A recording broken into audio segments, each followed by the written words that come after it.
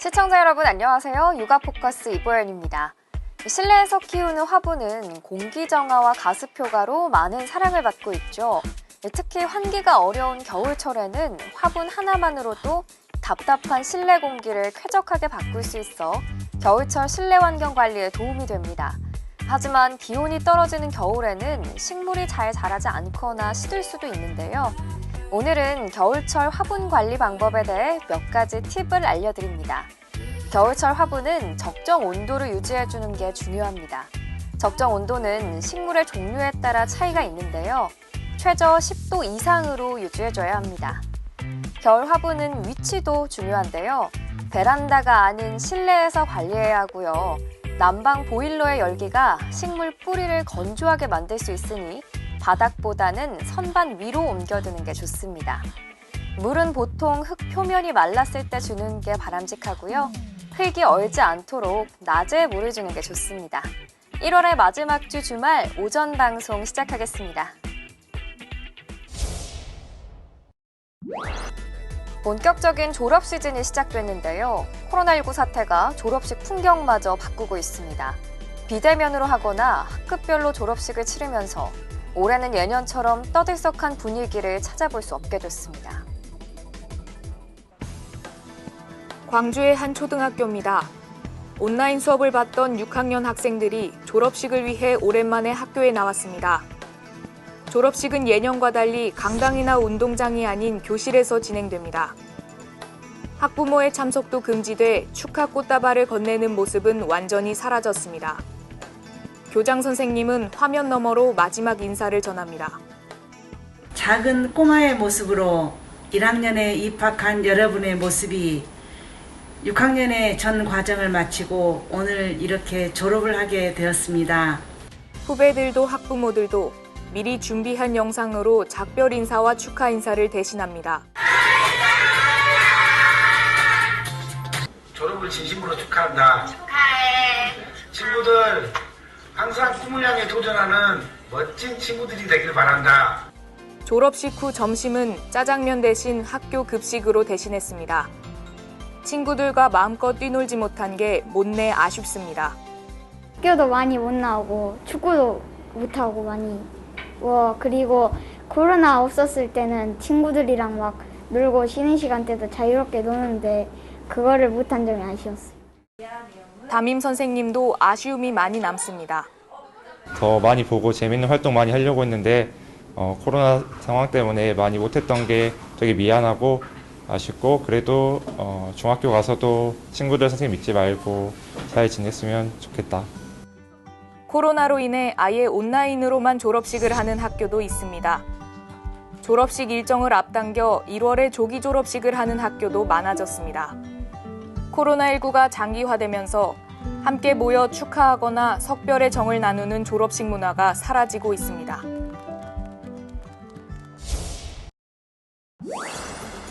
기온이 낮은 겨울철엔 코로나19 바이러스가 생존할 확률이 높습니다. 특히 밀폐된 실내 생활이 늘면서 감염 위험도 높아진 만큼 다중이용시설 방문을 삼가고 집에 머물러 줄 것이 권고되고 있습니다.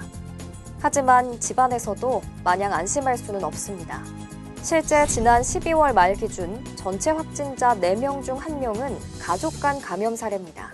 최근 가족 간의 전파 비율이 높아지는 만큼 본인뿐 아니라 가족의 건강을 지키기 위해서라도 이 점이 중요하다는 점을 여기에 해외 유입도 지속적으로 보고되면서 해외 입국자와 동거하는 가족에 대한 관리도 강화해야 한다는 목소리가 높습니다. 현재 모든 해외 입국자는 2주간 자가격리를 해야 하지만 이들과 함께 동거 중인 가족은 자가격리 의무 대상이 아니기 때문에 얼마든지 지역사회에 바이러스를 전파할 수 있습니다. 우리나라에서도 1명, 2명 사이에 번지면서 어떤 계기가 되면 또 하나의 다른 어떤 집단 발병에서 마침 영국발 변이 바이러스가 원인이 됐다면 그건 순식간에 번지게 되겠죠. 정부는 영국 남아공발 모든 입국자를 시설 격리하고 진단검사를 실시하기로 했습니다. 이와 함께 가정 내 환기와 소독을 수시로 하고 식사를 할 땐 그릇에 덜어먹는 등 집안에서도 방역수칙을 철저하게 지켜달라고 강조했습니다. 방역 당국이 연일 사회적 거리두기를 강조하고 있지만 도심 곳곳 방역 손길이 닿지 않는 사각지대가 적지 않습니다.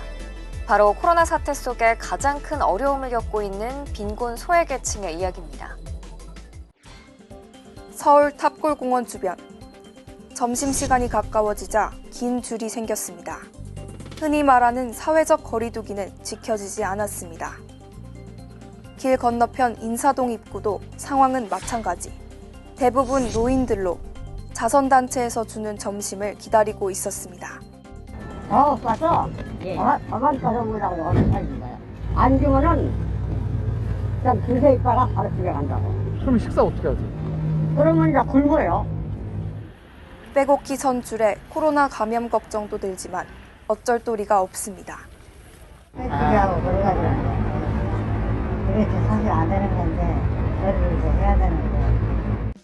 일부 단체는 분무기로 소독약을 뿌려가며 애를 써보기도 합니다. 노숙자들이 몰려있는 서울역 광장. 누군가 양말을 나눠주자 순식간에 사람들이 몰려듭니다.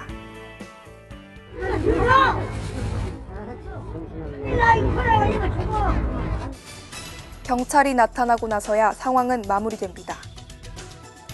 하지만 혹시 양말 한 켤레를 받을 수 있을까? 이내 경찰 뒤를 쫓습니다. 마스크 쓰기와 거리두기보다는 따뜻한 밥 한 끼가 절실한 이들. 철저한 방역 활동뿐 아니라 빈곤 소외계층에 대한 관심과 배려가 그 어느 때보다 필요한 이유입니다. 코로나19가 일상을 빼앗아간 탓에 우울감을 호소하는 시민이 늘고 있습니다. 코로나 우울에 이어 분노와 절망을 뜻하는 신조어까지 생겼는데요. 그만큼 심리 방역의 중요성이 커지고 있습니다. 1년째 지속된 코로나19 사태, 코로나 우울은 상존하고 있습니다. 스트레스 풀 장소가 없고 그러다 보니까 나도 모르게 내가 왜 집에만 있지 이러다 보니까 나도 모르게 좀 약간 멘탈 붕괴 이런 거 좀 오지 않나 생각을 하고 있습니다. 사람들이 모여서 돌아다니기도 많이 했고 그래서 좋았는데 요새는 집에 있어야 되고 나와도 이런 거 써야 되고 그러니까 우울증 걸릴 정도예요. 코로나19로 느끼는 우울감을 뜻하는 코로나 블루에 이어 분노를 뜻하는 코로나 레드, 나아가 절망감을 느끼는 코로나 블랙이란 표현도 등장했습니다. 각 지자체가 운영 중인 정신건강복지센터에는 상담 신청이 끊이지 않습니다. 일반 상담 요청 건수가 2019년도에 비해서는 1.5배 정도 이상 증가한 상태고요. 각 연령대별로 이슈가 다를 뿐 고르게 다 영향을 받고 있는 것 같습니다. 대면이 아닌 화상통화로 상담을 진행하고 색깔로 마음을 치료하는 오라소마 기법도 활용돼 참여도를 높이고 있습니다. 뭔가 저 색깔이 나를 부르는 것 같아. 이런 게 있을 수 있어요. 그런 게 있으면 오늘 한번 조금 호흡하면서 찾아볼게요. 전문가들은 자신이 느끼는 감정을 받아들이고 사소하더라도 긍정적인 활동을 늘려나가야 한다고 조언합니다. 전화를 통해서 한다든지 과거에 비해서 화상통화를 더 활발하게 이용하게 될 수 있다든지 작은 행동들의 변화들이 또 그런 기분이라든지 코로나 블루, 레드, 블랙으로 가는 것을 예방하는 방법이라고 생각이 들어요. 경찰이 정인이 사건을 계기로 유사 아동학대 범죄를 막기 위한 구체적인 대책 마련에 나섰죠. 아동학대 전담팀을 신설하고 우수수사관이 전담팀에서 활동할 수 있도록 특진 등 유인책을 고심하고 있습니다. 어린 아이의 생명을 보호하지 못한 점에 대해 깊은 사죄의 말씀을 드립니다. 지난 6일 정인이 사건 부실 수사 문제와 관련해 대국민 사과를 한 경찰청장. 경찰이 마련 중인 후속 대책의 윤곽이 드러나고 있습니다. 우선 아동과 청소년, 여성까지 사회적 약자 범죄에 대해 국가, 자치, 수사, 경찰 전체를 아우르는 TF를 가동합니다. 또 시도 경찰청에 아동학대 전담팀을 설치합니다. 특히 기피보직으로 분류돼 주로 저연차 경찰관이 맡던 학대 예방 경찰관, APO와 관련한 경찰 조직 내 인식을 바꾸기 위한 대책도 마련하기로 했습니다. 경찰 고위 관계자는 특진을 포함해 관련 기능 역량 강화를 위한 조치를 마련 중이라며 역량을 갖춘 인력이 유입 선발될 수 있도록 할 것이라고 밝혔습니다. 경찰이 전방위 대책 마련에 나선 가운데 전문가들은 소송 등에 휘말리기 쉬운 학대 전담 경찰 보호 장치 마련도 필요하다고 말합니다. 정당한 절차와 보호 집행을 하는 데 대해서는 그 결과 여부를 막론하고 국가와 특히 경찰 조직이 든든한 버팀목이 되어줄 수 있거나 보호할 수 있다는 그런 어떤 자긍심을 가질 때 모든 경찰관이 매사에 적극적으로 경찰은 또 아동 외에 청소년과 여성 등 사회적 약자 보호를 위한 여성 청소년 수사대 등도 신설할 방침입니다.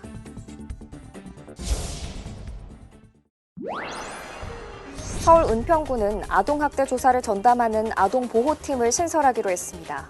아동학대 전담 공무원 5명과 전담 요원 4명을 배치해 아동학대 의심 상황이 발생하면 초기에 즉시 상담을 실시하게 했습니다. 구청 관계자는 현재 서울시 25개 자치구 중 가장 많은 전담 공무원을 두고 있다며 인력을 추가할 예정이라고 덧붙였습니다. 경기도는 주민등록 사실조사를 통해 장기 결석 아동, 나이가 찼지만 미취학한 아동 등 약 490명을 조사했습니다. 이를 통해 아동을 아동보호 전문기관과 연계시켜주는 등 복지 서비스를 지원했습니다. 비수도권 지역에서도 각 지자체별 노력이 이어지고 있습니다. 대구시는 아동학대 전담 공무원을 배치해 고위험 아동 소재와 안전 등을 전수조사하고 순천에는 전남 동북권에선 처음으로 아동인권팀이 신설됐습니다. 전문가들은 이런 정책들이 효과를 내려면 학대를 근절하겠다는 의지, 그리고 예산 확보가 가장 중요하다고 강조합니다. 당장 예산을 늘리기 어려울 수 있지만 비효율적으로 쓰이는 예산들을 활용할 수 있다고 설명합니다. 아동학대 예방의 날 캠페인비 얼마? 그게 왜 중요하냐고요. 생색내기용이 되게 많습니다. 그런 비용을 이렇게 좀 돌리는 노력을 해야 되는데 전문가들은 아동학대를 근절하겠다는 지자체장들의 의지가 필요하다고 덧붙였습니다.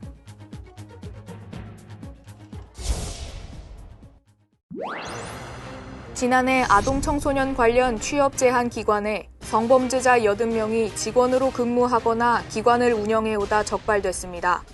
여성가족부는 지난해 3월부터 12월까지 학원과 어린이집, 체육시설 등 327만 명의 종사자 가운데 채용 이후 성범죄가 확정된 대상자를 점검한 결과 이같이 나타났다고 밝혔습니다.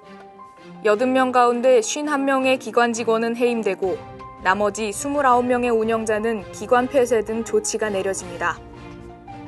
정부는 적발된 기관의 명칭이나 주소 등 정보를 이번 달부터 성범죄자 알림이에 3개월간 공개할 계획입니다.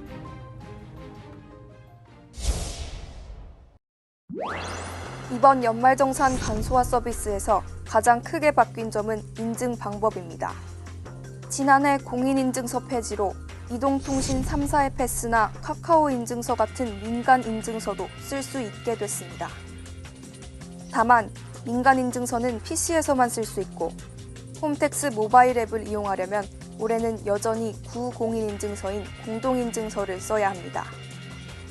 카드 소득 공제가 대폭 확대돼 환급액 기대도 커졌습니다. 지난해 3월 사용한 신용 및 체크카드의 공제율이 2배로 늘었고 4월에서 7월 사용액도 카드 종류에 관계없이 공제율 80%가 적용됩니다. 지난해 총급여 5천만 원에 신용카드 사용액이 2천만 원이라면 급여의 25%를 뺀 750만 원에 대해 소득공제액이 대폭 늘어나는 겁니다.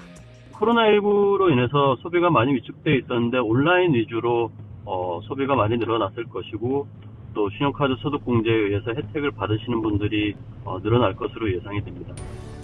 공제 항목과 범위도 늘었습니다. 지난해 지급됐던 긴급재난지원금 기부금은 수령액만큼 법정기부금으로 분류돼 새해 공제됩니다. 배우자 출산휴가급여도 비과세되고 벤처기업 스톡옵션 행사이익 비과세 한도는 3천만 원으로 늘었습니다. 한편 연말정산 간소화 서비스에서는 안경구입비와 실손의료보험금, 월세액이 새롭게 제공돼 신고가 더 쉬워졌습니다. 연말정산 간소화 서비스는 매일 오전 6시부터 자정까지 이용할 수 있습니다.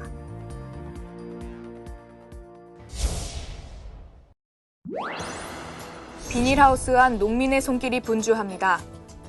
일항으로 넓게 퍼진 푸른 넝쿨마다 햇살을 머금은 샛노란 참외가 탐스럽게 열렸습니다.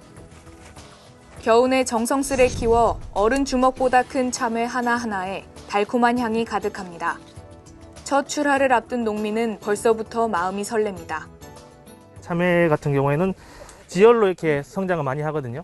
그러니까 지열이 높아가지고 일단은 추위에는 크게 문제가 없었던 것 같습니다. 엽산도 있고 뭐 다이어트에도 효과적이고 하니까 많이 이렇게 이용해 주시고 많이 맛을 보셨으면 좋겠습니다. 처음 출하한 겨울 참외는 10kg 한 상자에 13만 원 정도에 판매됩니다. 전국 참외 재배 면적의 70%를 차지하는 경북 성주 참외는 1월 첫 출하 뒤 꽃맺음을 반복하면서 7월까지 생산이 가능합니다. 평균 13브릭스에서 최고 18브릭스를 자랑하는 높은 당도와 아삭한 식감으로 소비자들에게 인기가 높습니다. 덕분에 지난해까지 2년 연속 5천억 원의 농가 소득을 기록했습니다. 코로나19로 경제 상황이 어려운 올해는 온라인 판매 등 다양한 전략으로 판매량을 늘릴 계획입니다. 온라인 경매, 라이브 커머스 등과 같은 온라인 매체를 적극 활용한 공격적인 마케팅으로 올해부터는 6천억 시대를 달성할 수 있도록 특히 20, 30대 젊은 세대 등을 겨냥한 브랜드 이미지 제고와 고품질 참외 개발을 통한 품질 향상에 주력할 계획입니다.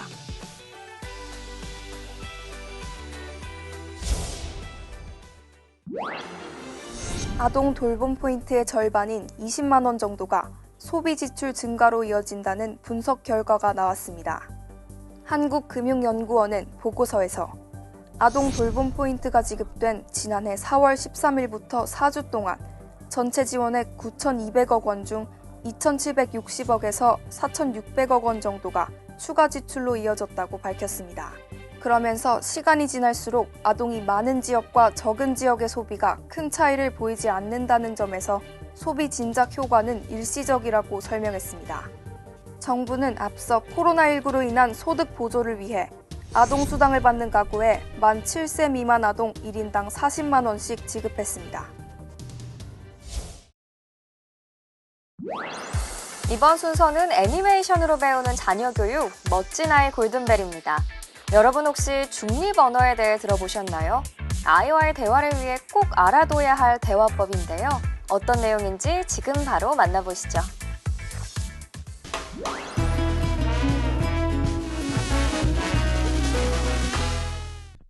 자녀와의 멋진 대화를 위한 첫 번째 과제는 중립 언어로 말하기입니다.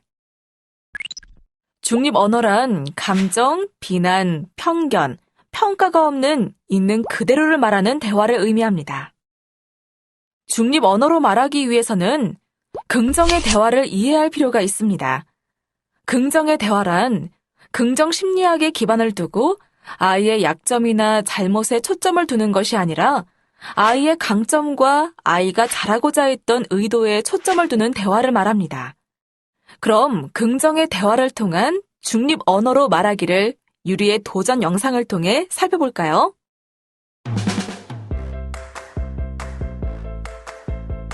유리가 미끄럼틀 올라가는 중이구나. 유리, 파이팅! 유리야, 아빠 여기서 기다리고 있어. 힘내, 파이팅! 유리야, 할 수 있어. 유리 힘내! 우와, 올라왔다. 출발!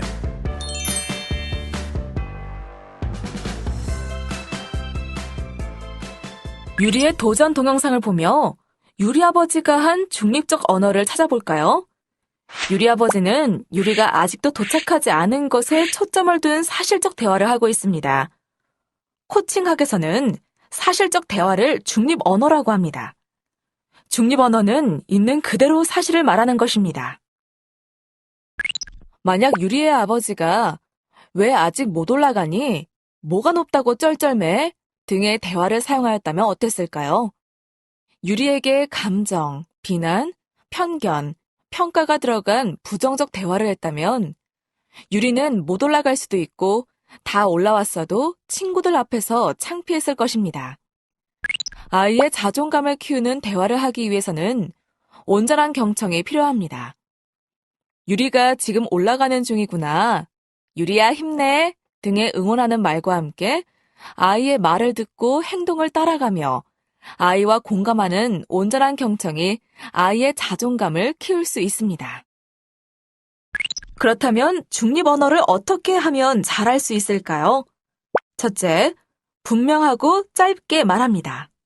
둘째, 아이의 말과 행동을 정리하며 간단 명료하게 말해줍니다. 셋째, 아이가 반복적으로 말하거나 강조하는 단어를 중심으로 질문합니다. 예를 들면 자녀가 신문을 갖다 주면서 아빠, 신문 보시라고 내가 신문 가져왔어요. 나 심부름 잘하죠? 라고 할 때 우리 미나가 아빠 신문 보라고 가져왔구나. 정말 심부름 잘했다. 라고 할 수 있습니다. 이제 자녀의 강점과 의도를 있는 그대로 존중하는 중립 언어로 말하기에 도전해보세요.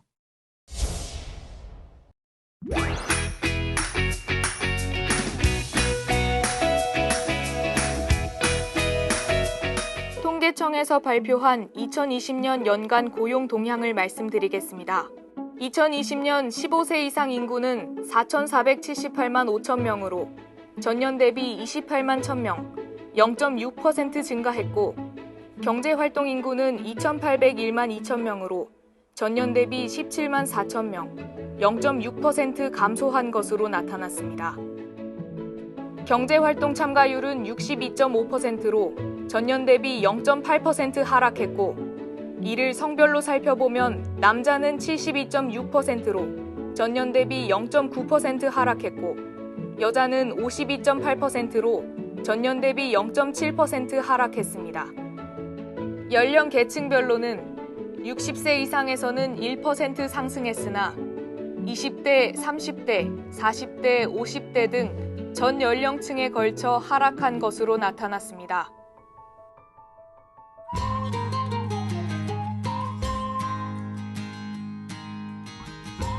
보건복지부 소식입니다. 올해 1월부터 노인, 한부모 수급권자 가구에 대한 기초생활보장제도 생계급여 부양 의무자 기준이 폐지돼 본인의 소득 및 재산이 기준을 충족하는 경우 생계급여를 지원받을 수 있게 됐습니다. 다음은 여성가족부 소식입니다. 비양육 부모의 양육비 이행 책임성을 높이기 위해 정당한 사유 없이 양육비를 지급하지 않는 경우 명단 공개, 출국 금지, 형사처벌 등이 가능한 내용을 담은 양육비 이행 확보 및 지원에 관한 법률 일부 개정 법률 공포안이 국무회의 의결을 거쳐 오는 7월부터 시행된다고 밝혔습니다. 다음은 여수시 소식입니다. 여수시는 올해 659억 원 예산을 투입해 아이 키우기 좋은 환경 조성을 위해 학부모 보육 비용 경감과 보육 서비스 질 향상에 주력할 계획입니다. 인천광역시는 2021년도 힘내라 청년 젊은 도시 인천 청년 기살리기 사업에 박차를 가할 계획입니다. 인천의 2022년 3분기 청년 고용률은 46.9%로 전국 1위를 차지했고 2017년 4분기부터 12분기 연속으로 전국 특별시, 광역시를 통틀어 1위를 달성한 도시로서 지난해 수립된 인천시 청년정책 기본계획에 따라 청년들의 삶에 대한 포괄적 지원 사업을 추진할 계획입니다. 다음은 공지사항입니다. 2021년도 태아 건강검진 지원 사업이 신청자를 모집합니다. 태아 건강검진 지원 사업은 인구보건복지협회 서울지회가 생명보험 사회공헌재단의 지원을 받아 산전 기형아 검사비를 지원해주는 공익사업으로서 지원 대상은 당해년도 산전기형아 확진검사를 받은 임산부입니다. 자세한 사항은 아래 문의전화 또는 인터넷 SNS를 통해 문의하시기 바랍니다.